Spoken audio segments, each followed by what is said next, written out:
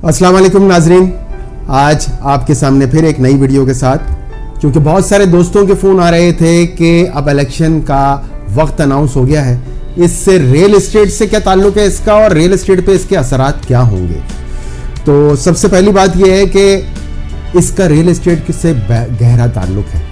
और गहरा ताल्लुक़ किस तरह से है कि आपको पता ही है कि आपकी जो भी एक्टिविटी चल रही थी पिछले दिनों से, पिछले अदवार से, जो आपको सुना होगा आपने बार बार, उसमें यही कहते हैं कि पॉलिटिकल अनस्टेबिलिटी जो है वो इकोनॉमी की अनस्टेबिलिटी को जन्म देती है, और इकोनॉमी की अनस्टेबिलिटी हम सब ने देखी है। तो क्या इकोनॉमी इससे रिवाइव होगी या नहीं होगी, इस टॉपिक को आगे लेके चलते हैं और हम आपको बताते हैं कि इससे क्या इम्पैक्ट आता है, क्या फ़र्क पड़ेगा, और अब आप देखेंगे कि क्या फ़र्क पड़ेगा।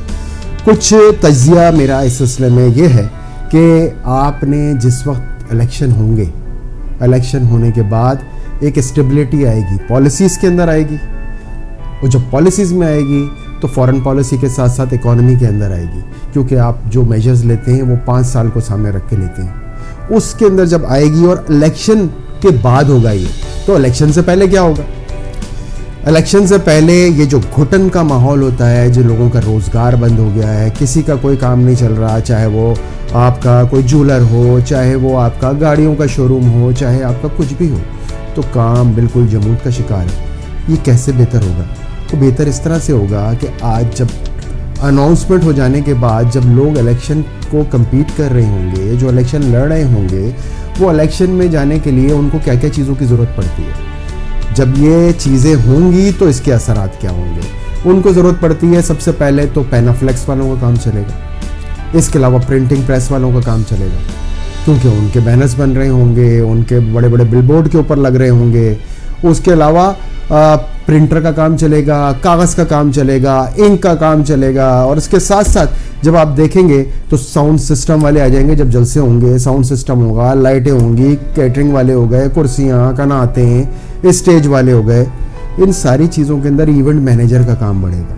इवेंट मैनेजर के साथ साथ खाने पीने की अशिया जो बनाने वाले हैं, जो खाने पीने का इंतज़ाम करते हैं इतने बड़े बड़े जलसों के अंदर, क्योंकि एक आदमी तो कर नहीं रहा होगा। एक ही हल्के से अगर आपके तकरीबन वहाँ पे 8-10 लोग खड़े हैं तो 8-10 जलसे तो होंगे।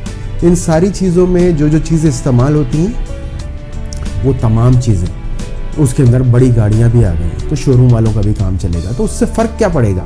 ये जो पैसा चंद हाथों में है, ये आपका निचली सतह पे मुंतकिल होना शुरू हो जाएगा। जब ये पैसा निचली सतह पे मुंतकिल होगा तो उसके बाद में ये घुटन का माहौल कम होगा, लोगों को काम चलेगा, चाहे वो आपकी छोटी दुकान वाला हो, चाहे वो बड़ी दुकान वाला हो। क्योंकि आप ये देखिएगा, रियल एस्टेट के अंदर एक अगर छोटे इलाके में 1 बेडरूम का कोई घर बिकता है तो बड़े इलाके में 2000 गज का भी बंगला बिकता है। उसके पीछे वजह यह है कि लोग अपना घर बेचते हैं तो वो बड़े घर की तरफ जाते हैं, और इसी तरह से मुख्तलिफ ये एक साइकिल है जो चलता है। तो इस साइकिल का फ़ायदा ये होना है कि जब निचली सतह पे पैसा आएगा तो पैसा फिर आपके पास कुछ सेविंग होना शुरू होंगी, और सेविंग से ही जब आपकी होती है तो आप रियल एस्टेट का लेने का सोचते हैं। तो ये पॉजिटिव साइन है, एक तो डॉलर कम होना, एक गोल्ड कम होना, और साथ साथ हमारे इलेक्शन का एक वक्त मुतय्यन होना।